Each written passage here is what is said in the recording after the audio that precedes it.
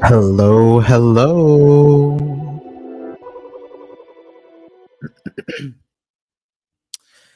Good afternoon, besties. Happy Monday. How are you? Welcome in. Please say hello in the chat by sharing your plans for this week if you have any. If you are like me and you don't have any plans, I got something for you. So stay tuned for that. Hello, Robin. Good afternoon. Good to see you here. We have a lot to cover today in our short little hour before I go to work. But I want to check in with y'all first and just see what's going on. For today's conversation, I have some things I need to talk through astrologically. And I had a lot of epiphanies, sort of. A lot of light bulb moments this morning after my workout in the shower. So I need to talk through those. And we're mostly going to be talking about some combination of Mercury retrograde, Mars retrograde, and Saturn in Pisces next year. I will do my best to tie all of these things up into a cohesive narrative. But yeah, strap in for the ride. I think you'll find it very interesting. Hey, Paula. Oh my gosh, good to see you here. Yes, glad you caught alive as well. Hey, KJ. KJ is just having their best friend and godson coming to visit. Love that. Love that. All right, period. Let me just double check and make sure there's not too many other transits I'm missing out on this week. Oh yeah, we're chilling. Okay, very good, very good. Ooh, Paula is gonna spend the holiday with their best friend and fam. Very nice. Well, if you are watching this and you don't have any Thanksgiving plans, or if you just want to hang out on Thanksgiving, I'm going to be home alone again for the fourth year in a row. Um, well, that's not completely true, but I am going to be here alone, and I want to host something on Zoom, something uplifting and corny, hopefully. My idea right now is to, whoever doesn't have plans, it'll probably be later in the day. Whoever doesn't have plans, pull up. Um, and if you want to share your chart, I can like read things to be grateful for about your placements or something like that. I don't know. Still thinking about it, but I think it would just be nice to feel good about ourselves. Um, especially if especially if the holidays are a tender moment for you. So just wanted to make that offer. I'll make it again before I close this live. But for anyone who happens to watch back before Thursday, you are also invited. I will post a Zoom link on my website and you can sign up there. It'll be free. If you want to offer donations, you can, no pressure. But this is mostly my gift to everyone to say thank you for your support and thank you for being here, because if it wasn't for you, I probably wouldn't be here either. I am also gym broing real hard right now, himboing real hard right now, and drinking protein. So if I pause to drink protein, that's what's going on. Cool. Okay, let's get started. So I want to frame today's conversation with basically how I arrived here with these thoughts. So, um, I just made a thread on Twitter, just kind of dumping some ideas about what I think Saturn in Pisces, square Jupiter in Gemini, square and opposite Mars in Virgo will be next year. What I originally thought about mutable madness and the gaslighting that comes with it for 2025. I originally thought that was going to be a result of a Kamala Harris presidency and the Democrats gaslighting us, because that is what they do. They tell us one way, they tell us one thing and they behave another way.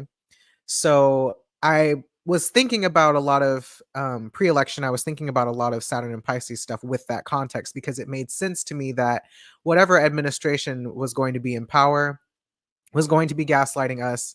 And it felt like having the Democrats be in office felt more gaslighting to me, because they do tend to be more covert in the ways that they speak to us and the ways that they enact policies, the ways that they just kind of do government things.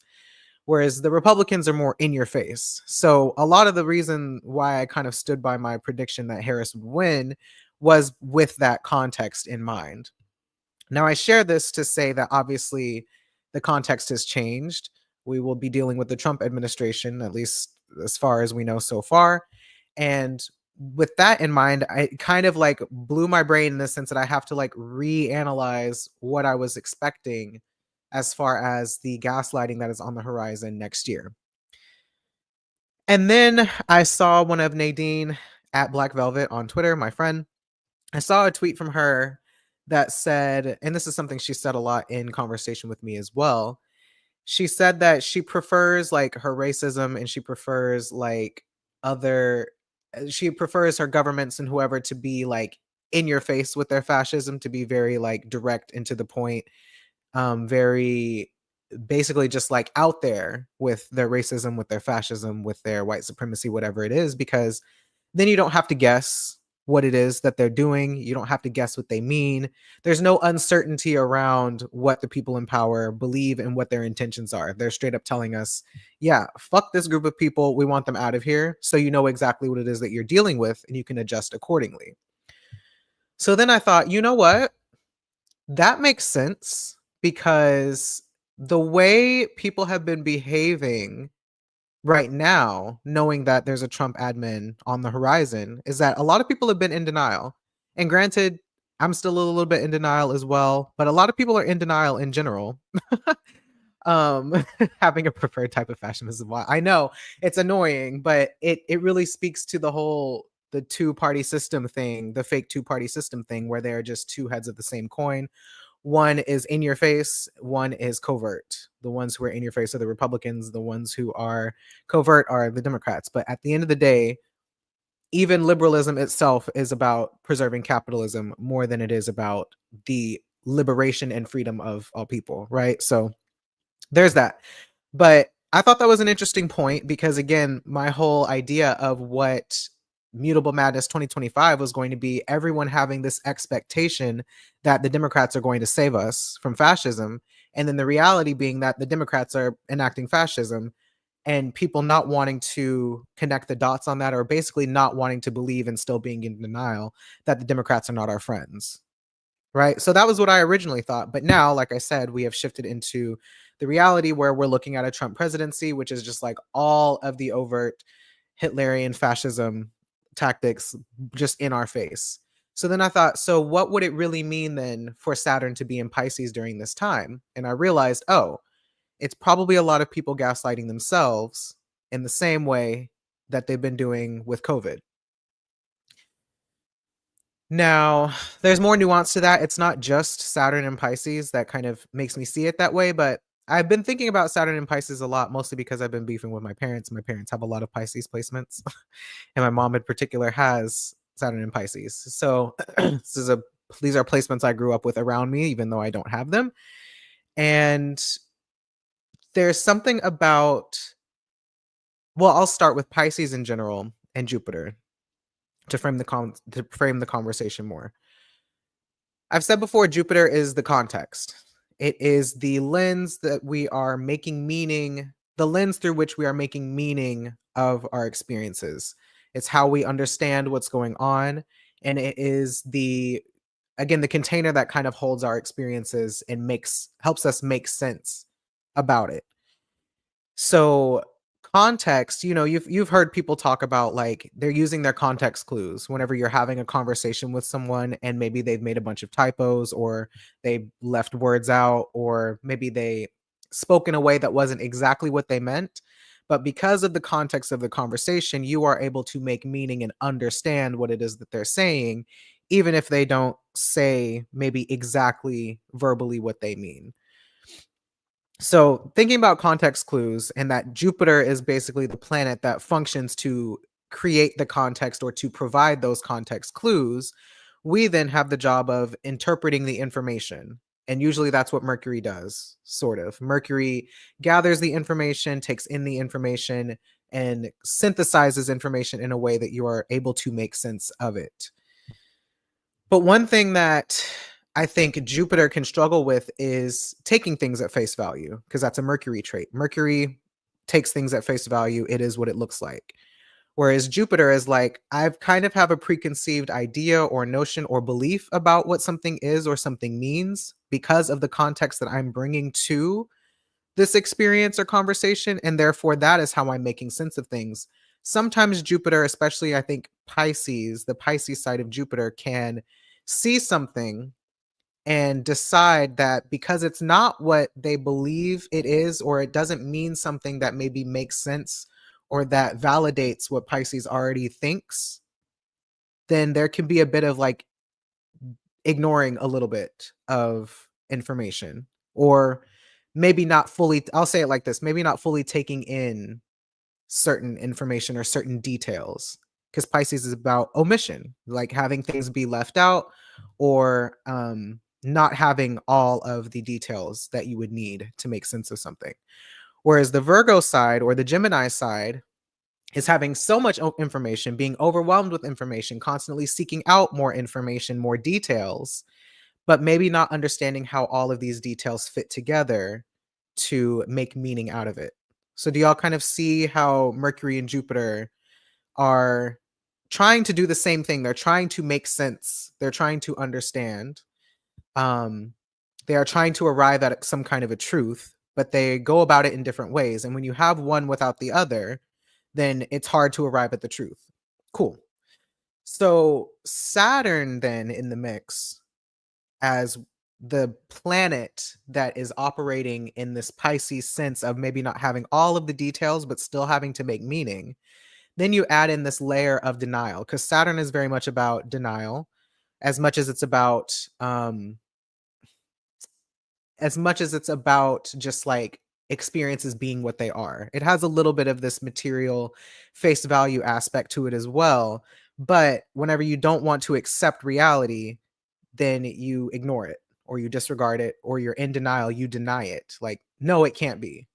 Like stages of grief, very much that case. Like you just found out somebody you really cared about died. You weren't there to actually witness them die. So you're running through the stages of denial of like, no, it can't be. Oh my gosh, what happened? Blah, blah. And existing in this space of just like not wanting to accept reality. So there's something about Saturn in Pisces, and I'm not roasting you if you have this placement. I'm just giving you a heads up of what your Saturn return might be like. But Saturn in Pisces, there's an aspect of being given the facts, being presented with the facts and the information of a situation, and struggling to take those facts at face value in terms of the reality of a situation. So instead, what I find happens, and this is not a concrete definition, but what I find happens is reality, especially whenever it's bleak, can be really distressing. And so part of the reason for denial is that you're trying to regulate your nervous system, like thinking of Capricorn in particular. As a cardinal sign, you are trying to regulate your nervous system in your body, your emotional experience, because reality is just too tough. So with Pisces, there's something about like giving reality the benefit of the doubt. It's kind of the phrasing that I'm working with right now. Giving reality the benefit of the doubt of saying, okay, well, maybe it won't be that bad, right? Like, I'm thinking about Trump literally saying, like, yeah, we're going to erase um transness from the collective lexicon and it's just going to be about we're just going to have binary concepts of gender and people being like, oh well, it'll be okay, like trans people can still exist. Or Trump saying like we're going to mass deport all immigrants and people being like, oh well, he's only going to deport the bad immigrants, whatever that means, depending on whoever you're talking to, or the illegal immigrants. He's not going to deport all of them, right? So it's like kind of not accepting very literally at face value the information that we're being given about what this administration plans to do about Project 2025. If you're someone who maybe is more of kind of a liberal, not super left, but liberal enough, who still believes in capitalism, you might have this belief that like fascism isn't already happening because you're protected from it from some kind of case. So there's like experience omitted from you that you just don't have because of your identity, because of your class position, whatever it is, that makes it hard for you to accept that no, actually fascism is already here. And so you have this idea that, okay, well, we'll figure it out. I'll be okay. It won't be any big deal. Like, we'll get through this. We survived it the first time. Right. So that's what I'm thinking. Everyone on some level with something, whether it's, the, I'm using the government as an example, because obviously there's something that people are refusing to accept the reality of and instead imposing their own meaning as a way to like self-soothe, basically. Because kind of running this story that maybe it's not this and it's actually this thing that I want it to be is more optimistic or something in order to get through the years, right? So this like self-gaslighting almost, that things are not what they seem. But the reality is things are exactly as they seem and we need to get with the program. So that's kind of my framing for Saturn and Pisces coming up next March, end of next March. So as I tweeted about this, no, not the library restricts YouTube. As I was tweeting about this, somebody responded and they said, this kind of makes me think of the Stockdale paradox. Have you heard of it? I've been telling people to look it up because it seems relevant for the times. And I was like, no, I haven't heard of that. Let me look it up. So I looked it up prior to going on live. And this is a quote from Admiral, I think his name is Admiral James Stockdale. He was a Vietnam War vet. There's a longer story. If you're interested in it, you can look it up. I'm not going to get into it here. But there's a quote from him that says, "You must never confuse faith that you will prevail in the end which you can never afford to lose that faith, with the discipline to confront the most brutal facts of your current reality. Right? Like that's pretty spot on. You must never confuse the faith that you will prevail in the end with the discipline to confront the most brutal facts of your current reality. That's like probably the most Saturn and Pisces like prescient quote that I've heard so far. That kind of made everything click because there's another layer to the story, right? So hey, Netta. So this part about like you must never confuse faith that you will prevail in the end, right? Like you must never relinquish faith that you will find some way. I like to think of that more as like you will find some way through the uncertainty, even if you don't know how it's going to end up. You still have to maintain that you will find a way through because that's just part of needing like a will to survive, basically. But you have to be able to have that and be able to look the facts, the brutal facts of reality in the face and say, this is what we're dealing with. And actually, some people, including myself, may not make it through, but that doesn't mean that we shouldn't try. So there's a little bit of a paradox there in that case of really dealing with the uncertainty of not knowing and still progressing forward anyway. And as we know, uncertainty is a big theme of mutable signs as well. And that's part of the whole reason why they're trying to understand and make meaning and find the truth is to figure out some kind of certainty. So the certainty can't be this like optimism that is devoid of the context of reality, that is devoid of the truth of reality and the experience that you're actually having. Like you can't just say, this person who is abusing you is not abusing you and that the power of my mind will absolve me from any harm or whatever it is. Like you can't go so far into the woo-woo direction that you refuse to acknowledge what's going on right in front of you. But I do find whenever Saturn is in Pisces that tends to be the case because something about reality is too confronting or too difficult to deal with.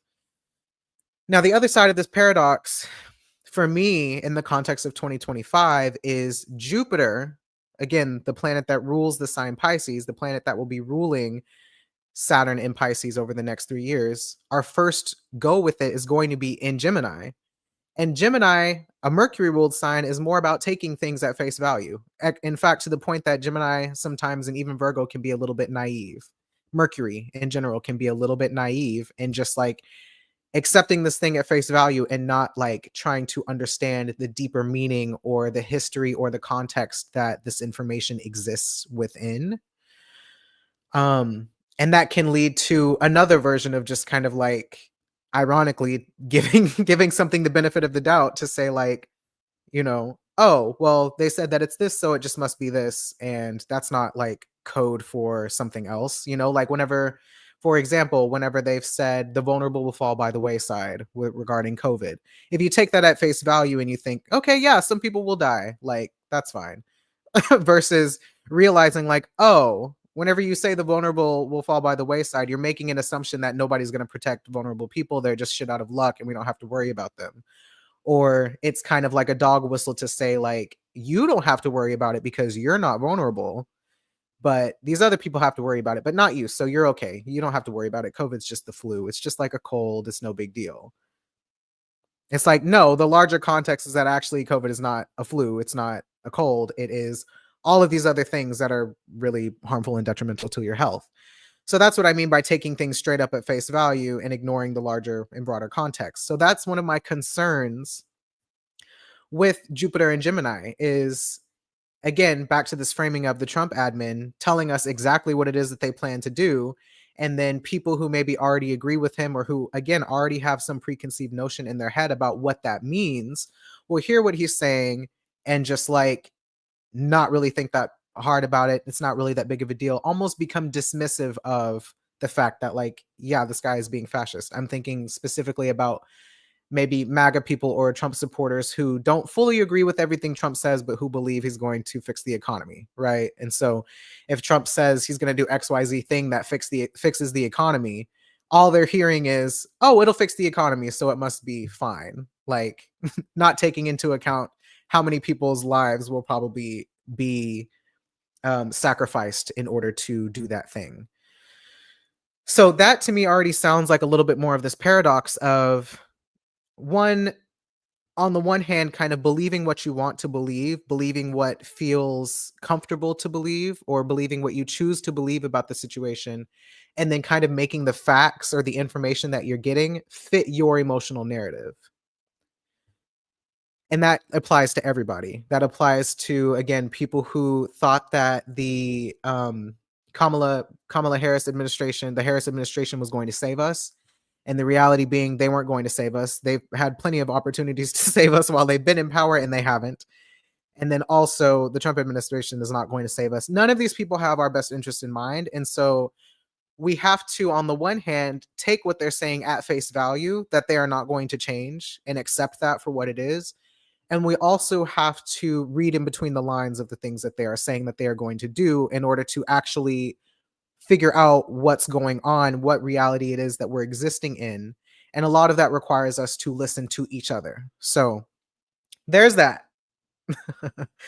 um that's what I think a lot of the gaslighting will be moving forward. There's a lot of people just not wanting to accept that things are the way that they are, not wanting to accept that COVID is what it is, not wanting to accept that fascism is here and what it is, not wanting to accept that some of the ways people who think that they're on the left have been behaving is actually behaving like they're on the right, and that there is no like there is no real left other than us people on the ground who consider ourselves progressive or leftist or communist or Marxist or whatever it is.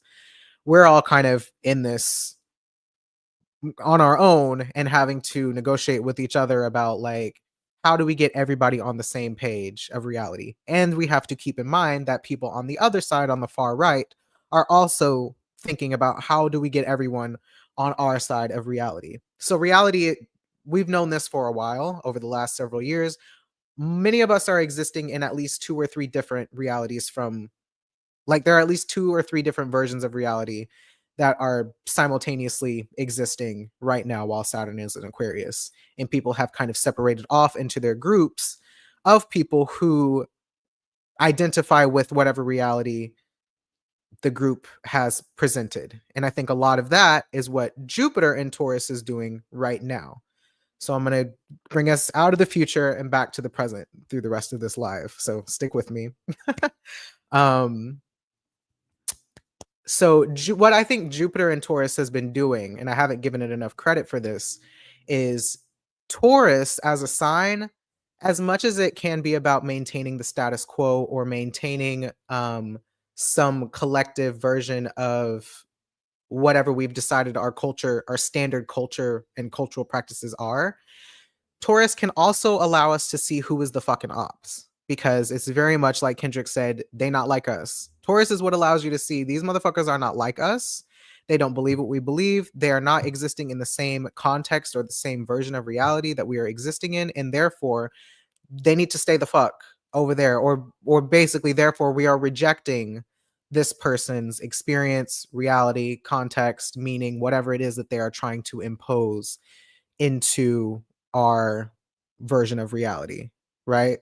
So Taurus is great for being able to see the ops, see who the ops are, and to help you be able to recognize who is not a part of your group or your beliefs or your whatever it is that you're trying to do, your mission.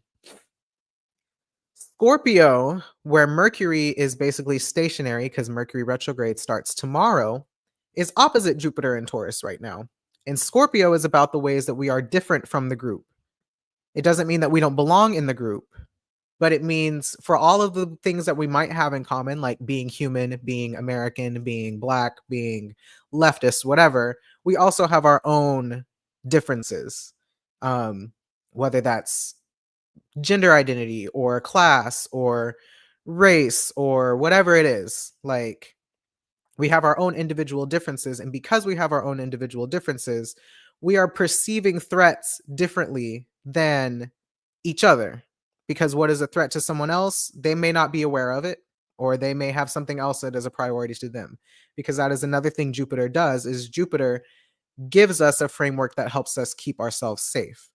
So if Jupiter in Taurus is saying that, like, our priority right now is to go with the context or the meaning that everybody else exists in, in order to stay safe, in order to stay connected, in order to stay attached to the group, then there's an internal conflict that comes up whenever you are trying to point out a threat that you are witnessing and nobody else can see it, or nobody else believes it, or nobody else identifies with it.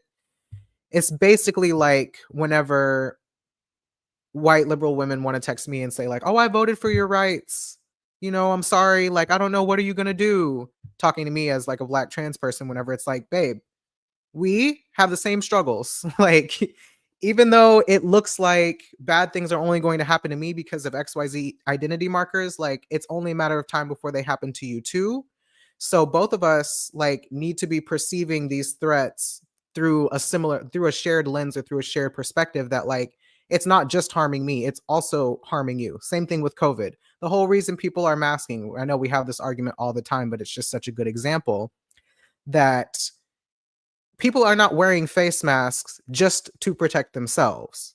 Also, people are not just wearing face masks to protect other people. It's both. And we're trying to protect each other because COVID is a threat to all of us, not just to the vulnerable, right? Not just to the elderly or to infants, not just to the unvaccinated, not just to whoever. It is a threat to all of us. But again, because people exist in these different identity groups where they've been told they don't have to worry about certain things, like men thinking they don't have to worry about abortion because they can't get pregnant, like cis men specifically can't get pregnant. Not thinking that abortion rights appeal to you because you don't have a uterus basically and can't give birth would be a mistake, because the thing that we're fighting for is bodily autonomy. It's not just about abortion, it's about the right to do what you want with your own body and not be controlled by the state. The minute that you start getting rid of that in these smaller ways, the larger ways that everybody then becomes impacted by that. So I think that's a lot of what this Mercury retrograde is trying to do, is like on the Mercury end say, hey, this is a problem, and Jupiter and Taurus kind of being like, okay, well, how does this apply to all of us? How does this fit? And then therefore, who does that make our enemies? Does that make sense? I don't know. Let me see what y'all are saying in the chat before I go on, because I'm deep in the recesses of my brain. Hi Karen, hi Olivia, hi HP, hey Smaj, hi everybody that just came in during my long rant. Also expanding the impacts and reach of the status quo. So how do you stick to what you say your values are? Yes, also this.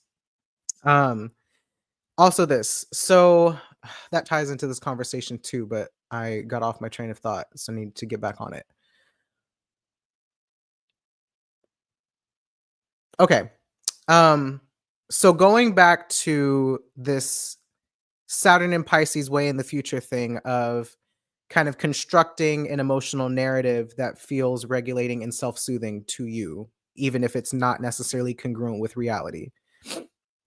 So part of that, and part of what we'll be dealing with that, I think, briefly, just for a couple of months, while Jupiter is still in Taurus and will be ruling Saturn and Pisces, is this idea of like expanding the impacts and the reach of the status quo. I think that's a great way to put it. Because the context that a lot of people are ignoring is individualism. That's like the most common way that us people on the ground have like all more or less coalesced around this idea of this ideology of individualism. Like, I have to do what's best for me, in short. It comes up all the time whenever you try to tell people to give a shit about somebody else. They will slip right into it. Doesn't matter if you're on the right or the left. And when it comes to the status quo, like that is a thing that we've normalized, even though that's something we talked about a lot with, say, Jupiter and Aries last year.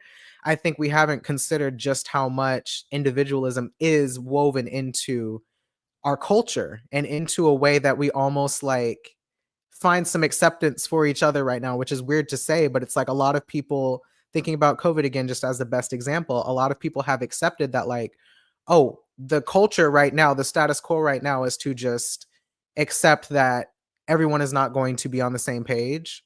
Everyone is not looking out for each other.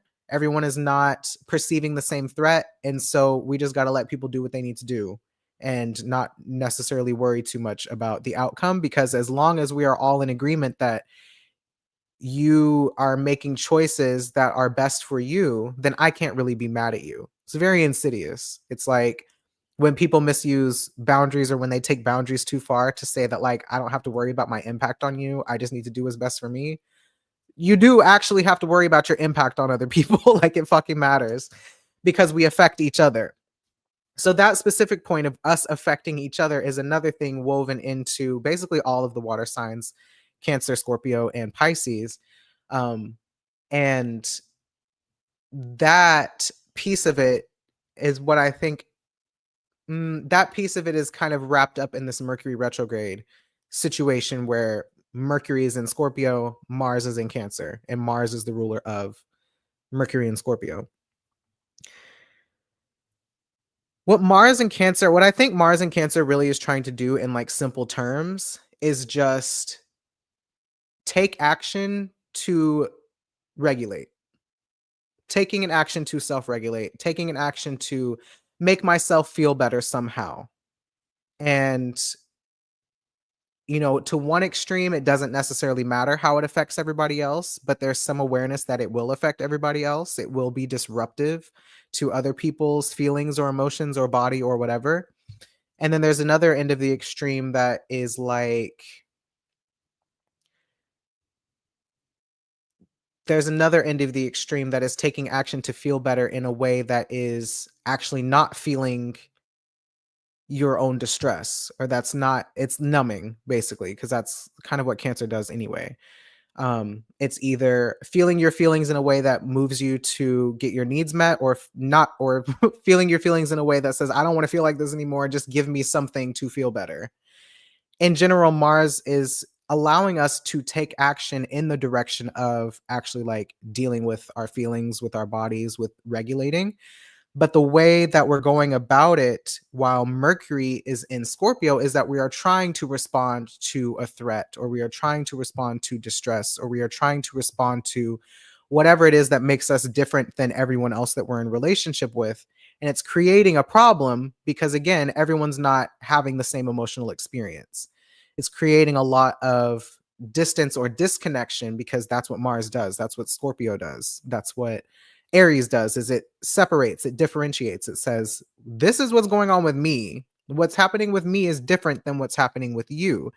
And whenever you're trying to communicate that to somebody else, and again, they already have an idea in their head about what is right or wrong or true, or what is or what isn't real, or whatever it is, if they're operating on a certain reality, it's going to be hard for them to be affected by you being in distress, which then makes it even harder to co-regulate or to come to some kind of collective or shared solution that would help not just me feel better, but all of us feel better, because again, all of us are experiencing some version of the same threat. We're just making different meaning out of it. Are you following me? Am I following me?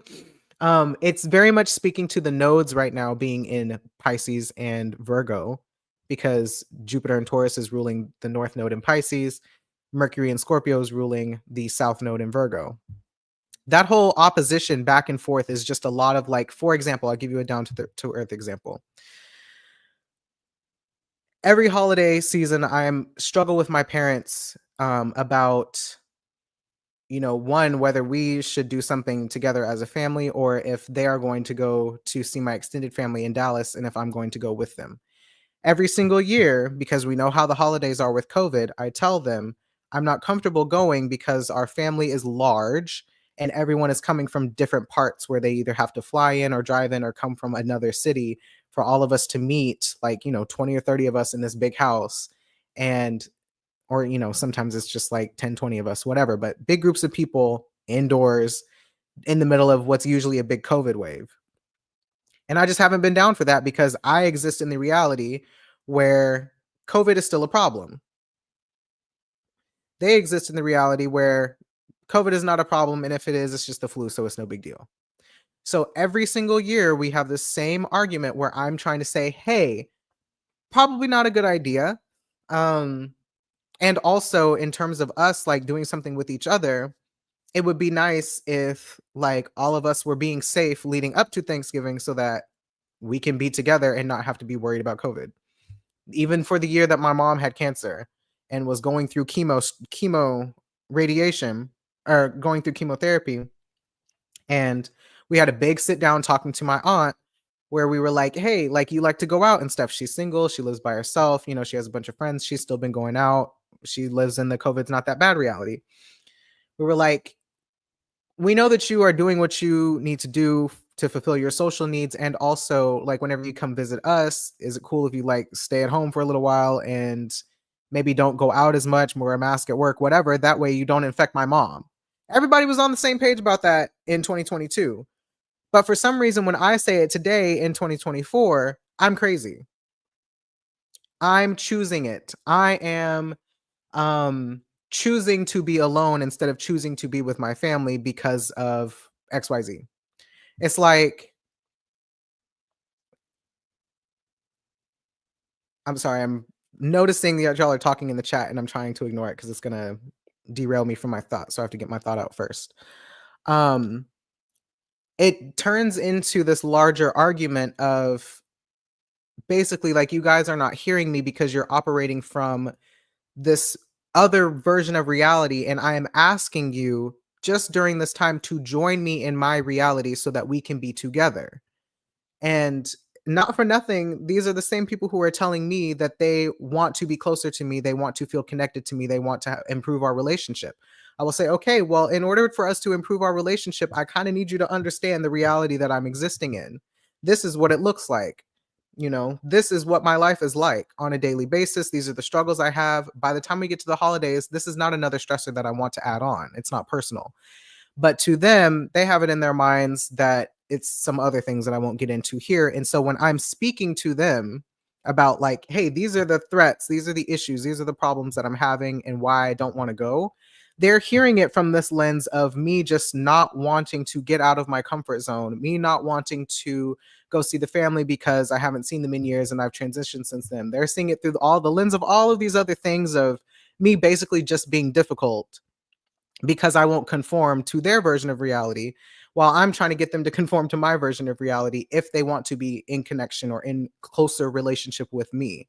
So it's not even to say that like one of us needs to be right or wrong, but it's just a matter of I have to constantly meet you guys in your reality because everybody fucking else has decided that this is what's realistic. When I go to work, I'm in your reality. Whenever I go over to your house, I'm in your reality.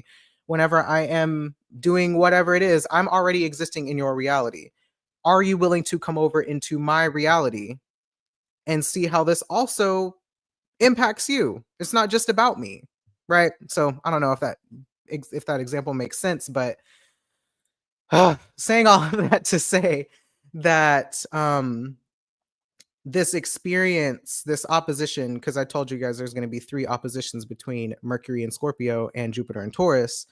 The first one already happened last week, and now we are approaching Mercury actually stationing direct tomorrow, and or stationing retrograde, excuse me, tomorrow. So it's making me wonder the second pass or the second opposition that we have between Mercury and Jupiter, is that going to be some version of people?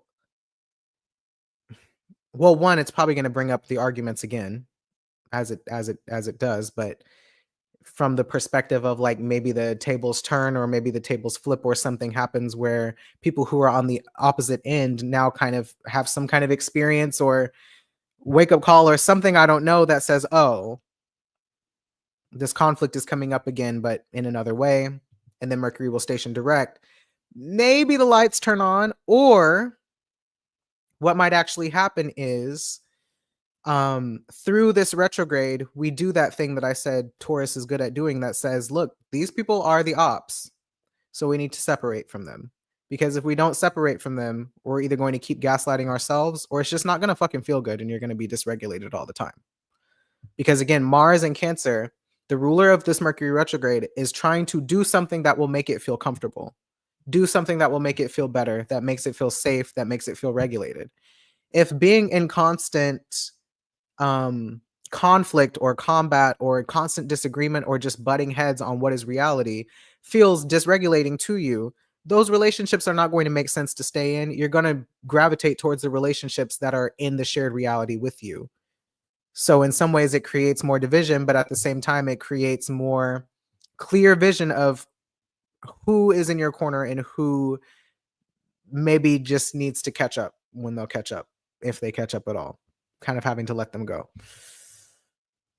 Um okay, I want to see what HP said first because I know I'm running out of time. Yes, and I feel like emotional autonomy, I taught you this, is how we navigate this. Take responsibility for what's coming up and you work it out instead of finding external reasons. People point out external stimuli instead of looking at themselves first. When you get real about yourself and what you feel, you can better keep relationships. Yes, exactly. Um, like, okay, you're upset that I'm not coming for the holidays. How about you look inside you for why that bothers you? Are you upset because you feel antagonized because your values are shit? Exactly, exactly. So let's go back to this part about emotional autonomy because this is one of the phrases that I use for um, Mars and water signs in general. But specifically, I think it might be more Mars and Cancer than Mars and Scorpio. Because I think Mars and Scorpio in general to me is emotional authenticity. Like the reality being you feel how you feel, regardless of how anybody else feels. It's not about feeling the same as everyone else. It's about having different feelings and staying true to those despite them being different. That's what I feel like Scorpio is. Whereas the emotional autonomy of Cancer is basically like the freedom to feel, or rather being moved, being self-led or moved by your own feelings, being mobilized by your own feelings, taking action by based on your own feelings or your own body. It's like if you have to go pee, you get up and you go pee, right? It's not necessarily emotional autonomy, but it is bodily autonomy. You know, it's recognizing that you have a feeling and doing something outside of you to respond to it instead of just like telling yourself that you don't feel that way, which would be more of like a Saturn and Capricorn thing, ignoring your feelings. So, emotional autonomy in the context of Mars in Cancer with Saturn, with Mars in Cancer with Mercury in Scorpio is that piece of like if Mercury is opposing our cultural value system and it's saying, hey, like these values fucking suck.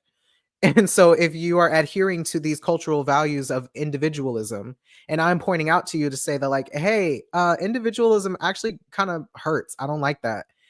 And then people are looking at you and saying, well, you kind of need to get over it because this is the way that things are.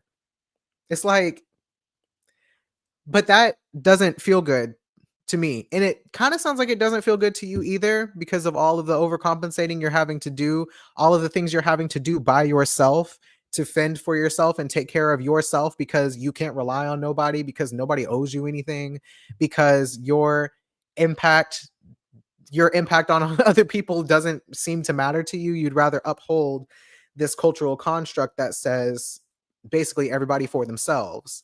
And you're connecting with other people based on this idea that it doesn't really matter what your impact is on somebody else. They have to deal with the consequences. That's none of my business. Whereas the other side of it, like HP said, is like, no, you feel antagonized by me pointing this out. Like you're taking it as an insult, basically, that I'm saying, like, hey, this doesn't feel good to me. You're taking that personally to say that, I'm doing something wrong instead of recognizing that maybe you aren't in alignment with your own values or your own desires and framing it, projecting it onto me as this choice that I'm making to be different and difficult, rather than maybe taking a second to like be introspective and see and try to understand where I'm coming from or, where this other person is coming from that seems unrelated or that seems like it's in conflict with whatever version of reality that you think that you're living in. Um, what was I going to say about emotional autonomy? Well, I guess I already said it. Oh no, hold on. I need to drink this protein.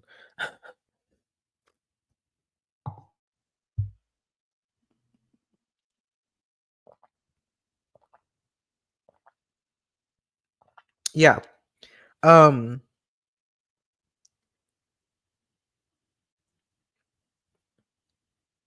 if you've decided that if you've decided that the way that you're going to handle things, and this is a general you, if you've decided that the way that you're going to handle things is, I have to look out for me and mine, that's going to alienate you from other people regardless. And it may seem like this me and mine idea is communal. It's like a very narrow definition of community, you know? Where am I going with this? Because community, I'm thinking about community in terms of like this Jupiter retrograde in Taurus, like reframing what we think community and belonging is. Because community and belonging, it's kind of a paradox again, right? I was gonna tie all of this back to that paradox we talked about in the beginning, but I kind of lost how I got here. But it's kind of a paradox that like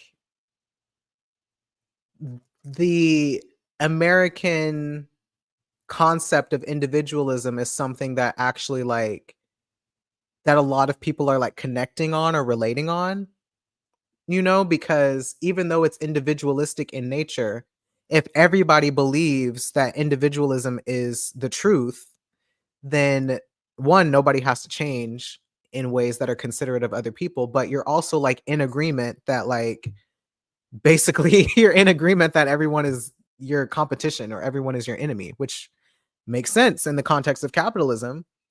But in the context of us being just like relational beings sharing the same planet, it doesn't really make sense to be individualistic. And it also doesn't make sense to be individualistic whenever to be human is to burden one another, when to be human is to care for one another, when to be human is to be affected by one another and to help each other survive. That is how we've survived as a species.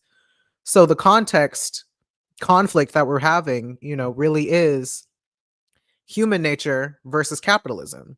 And we know this, but it's just so insidious how it seeps into even the relationship between me and my parents. And I'm an only child.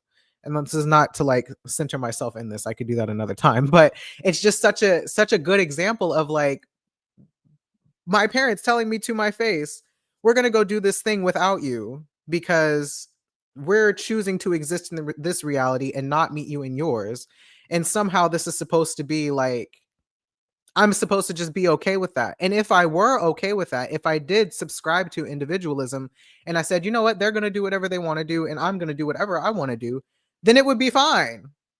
Like it wouldn't be a big deal. I wouldn't have an expectation that we would look out for each other and that we would try to do our best to accommodate each other. I would just be like, they're going to go do what they want to do and I'm going to do what I want to do and I'm going to cut them off. Like, or, you know, whatever. I would just, we would maintain our relationship through this shared idea of individualism, but because our ideals, our values are conflicting in the sense that like I'm trying to behave in a way that's more communal, the irony is that it's alienating me even more from everybody else, and I'm sure for many of you as well. It's like very ironic thing with this opposition, with this Taurus Scorpio opposition thing happening right now. And maybe that's why it's been so confusing. Everyone is operating, you know, under the construct of the nuclear family, right? And like, as long as you have your nuclear family, that was like somebody else before I got on here tweeted something about like in the 2050s and 2050s through 2080s, there's going to be like a generation of elderly, childless people who are going to be isolated, you know, aging in isolation because they decided not to have kids. And it's like, what? What are you talking about? The choice to have kids shouldn't inevitably mean that you're going to grow old and die alone. What the fuck are we talking about? Are we not allowed to have friends, chosen family members, neighbors? Like, what the fuck are we talking about? So all of this to say, like, I think also what I was going to say was this Jupiter retrograde in Taurus is also like redefining, I think, what it means to be in community or redefining the like culture of community and relationship or something like that, because I think our definitions of community need to expand beyond just like me and people I know personally. Like, is my community is my community not all of the people who live in this apartment building? Is my community not like the people in my city or the places that I go on a regular basis, whether I know them by name or not, the grocery store clerks or the mailman or the teachers at the school or, whatever it is, like, is this not community? If me not wearing a mask, walking down my apartment hall with an active COVID infection infects all of the other people in this building, like, should I not be concerned with my impact just because I don't know those people and it doesn't matter? What are we talking about?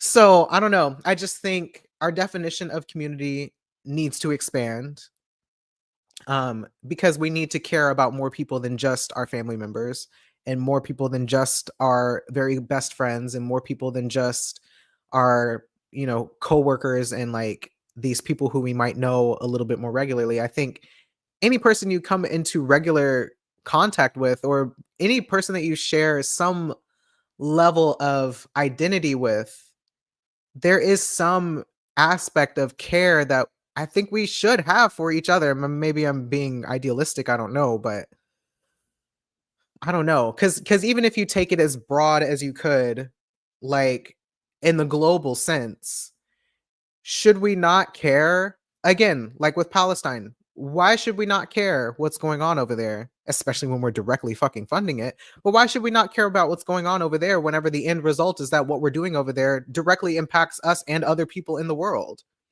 If COVID taught us anything, what it was supposed to teach us is that just because it's happening over there doesn't mean that it can't happen over here or that it's not going to affect us.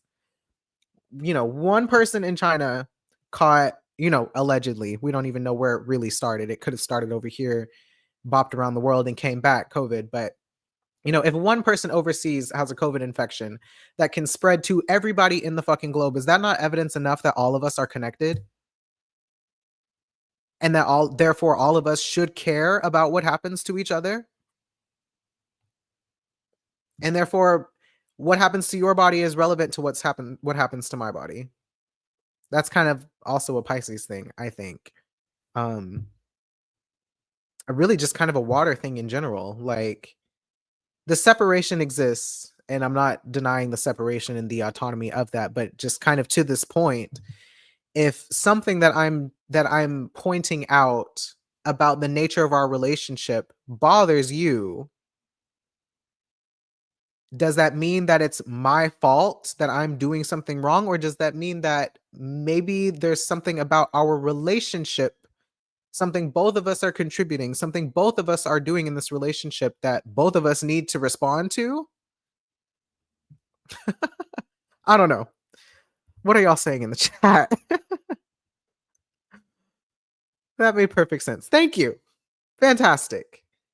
Um this is also a bar pointing to an external stimuli, because I feel like that's very um that can be a Cancer thing as well, or just like a cardinal thing in general, cardinal signs, Cancer, Capricorn, Aries, Libra, where a lot of times cardinal signs do look to something outside of them as like the source of all of their struggles, whenever sometimes it's like you need to look inside of you and figure out what it is that's making you feel that way, instead of trying to change everything outside of you so that you don't have to change on the inside, because that's emotional autonomy too. But let me tell it.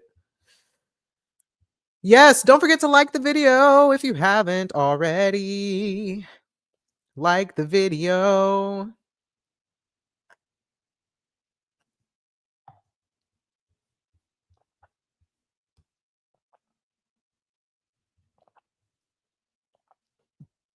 Grateful for the reminder that people can have their negative feelings. They can. You absolutely can. As a matter of fact, if I bring up something that's uncomfortable for you to hear, I'm not expecting for you to not be comfortable. I'm not expecting you to be comfortable hearing it. I'm just expecting you to hear it.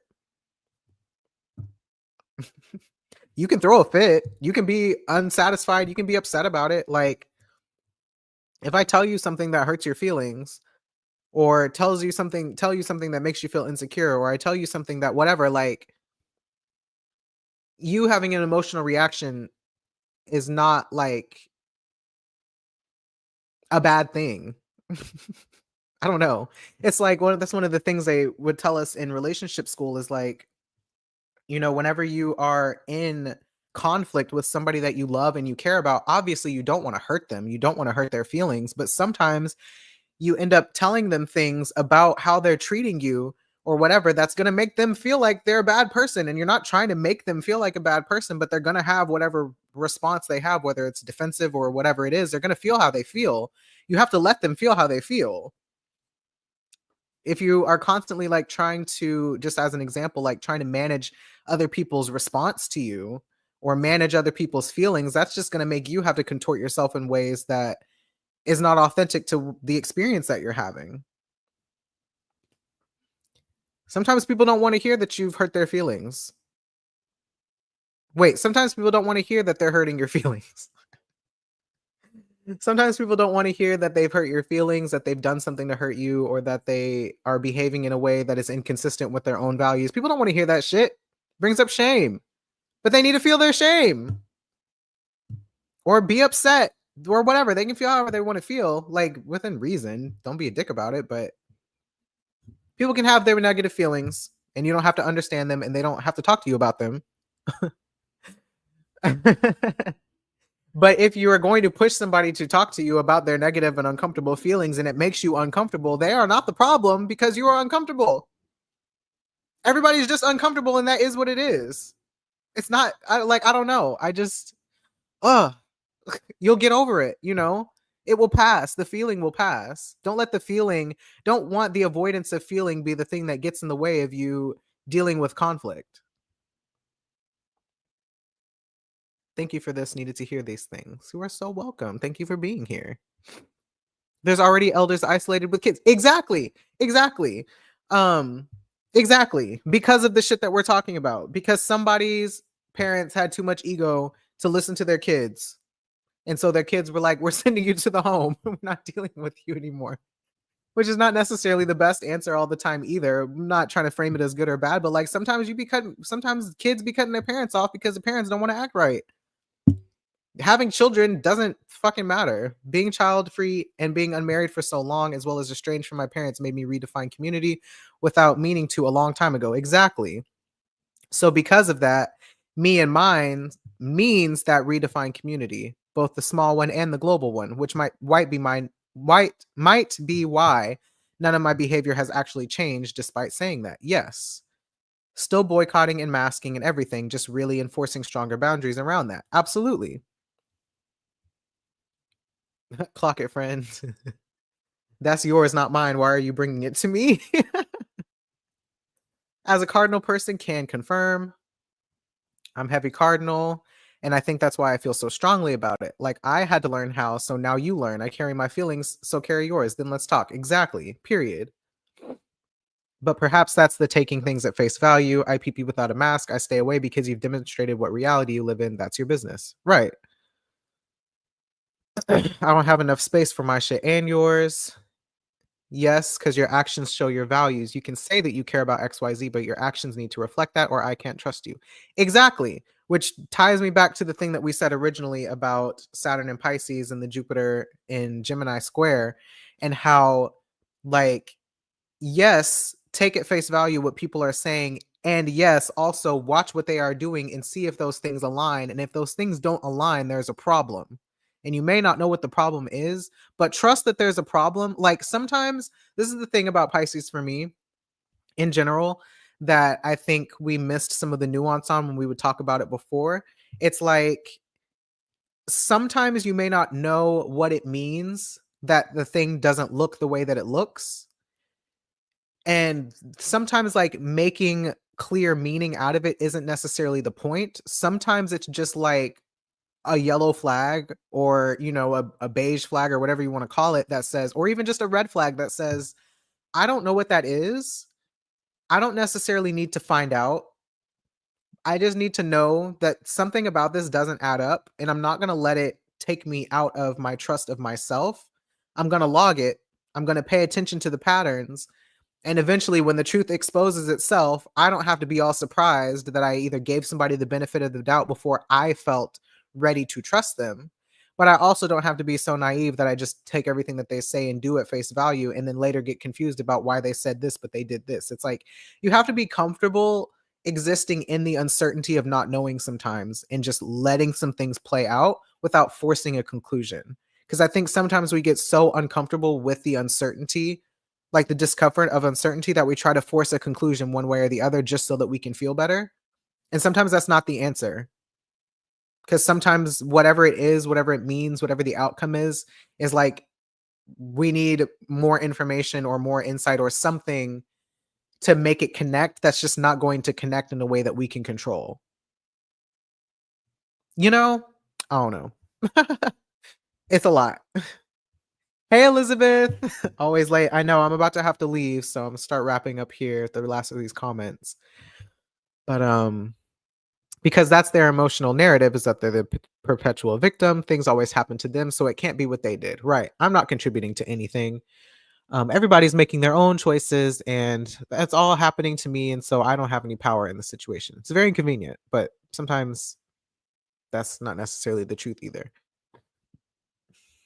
So funny. I was telling my Aquarius kid this last night. Let people be uncomfortable. It doesn't change whether your feelings and boundaries are valid. Yes, exactly. Y'all get it.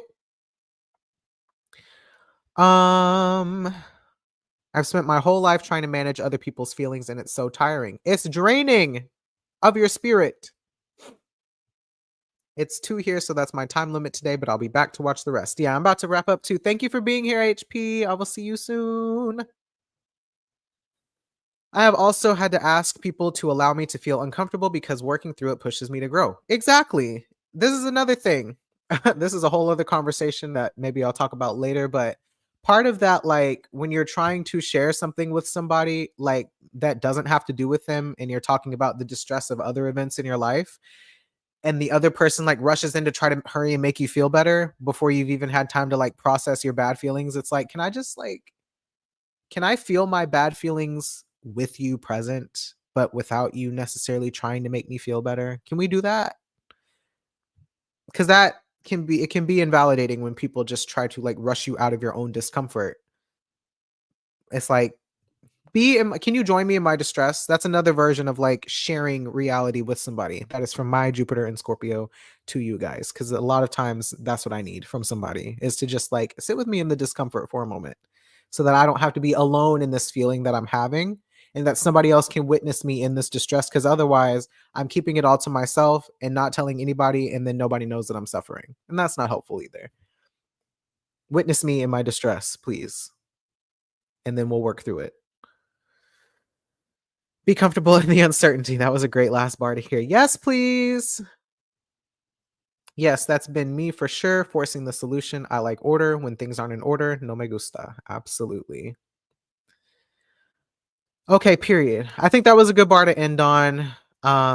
Because that last piece, that witnessed me in my distress without trying to change how I feel, is very Scorpio. Like that to me is probably the most Scorpio thing that I can offer you guys as like a remedy through this retrograde. Because when the conversations are coming up, whether it's you bringing them or someone else bringing them to you, the reminder to just be in the discomfort together is what creates emotional safety and connection.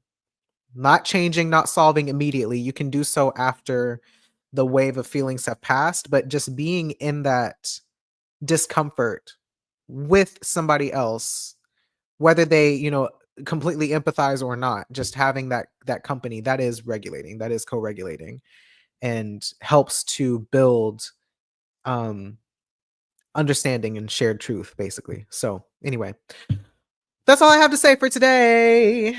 I will talk more about these Saturn and Pisces things because I have more to say about that, but those aren't the times that we're in just yet. Those are times that we are headed towards. But all of that was relevant today because there is going to be a point next year where Jupiter is in Cancer in a trine with Saturn and Pisces. And I think that whole conversation about like emotional narratives and everything else will come back around. but that's not until like this time next year. So we'll circle back. But in the meantime, I hope you all have a wonderful day. If you weren't here when I said this earlier, I'm gonna try to hold like a Zoom or something on Thursday for whoever doesn't have Thanksgiving plans with their family.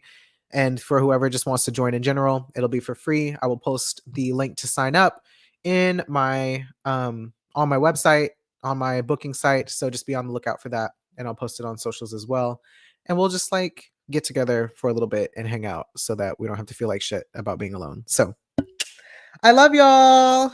I will see you very soon. Have a happy Monday and have a wonderful week. I hope you can do something that feels good to you. Cue music. Oh, it's going to do that thing where it starts over. It's fine. We'll get there.